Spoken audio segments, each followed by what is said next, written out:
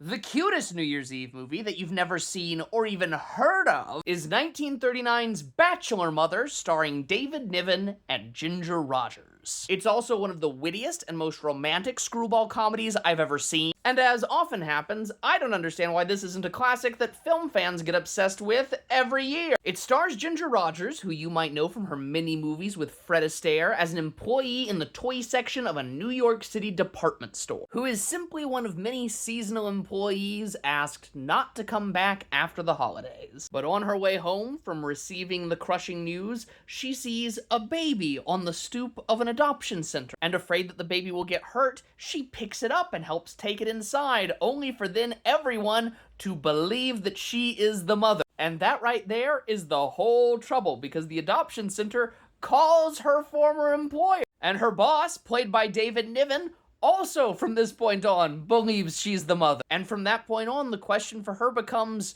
try to get out of the misunderstanding, or just lean deeper into it. I can't emphasize enough to you how much this romantic, hilarious movie ages like fine wine. The chemistry, both comedic and romantic, between David Niven and Ginger Rogers is impeccable, and they're both just so damn sharp in this movie. For my money, this might be the most beautiful an actress has ever been in a movie. And again, I must emphasize, the whole movie starts right at Christmas and goes straight through New Year's Eve with one of the most romantic New Year's Eve sequences from any movie aside from, like, When Harry Met Sally. And for you holiday film buffs, one of the other stars is the actor who played Sam Wainwright Hee-Haw in It's a Wonderful Life, but the comedic star of the film, and I don't want to spoil even a bit of his endearing charm, is Charles Coburn, who plays David Niven's father. A man of high ideals, who I promise has at least one line that will steal your heart. And to think this movie came out in the same year as Gone with the Wind, Wizard of Oz, Stagecoach, and Mr. Smith Goes to Washington, and yet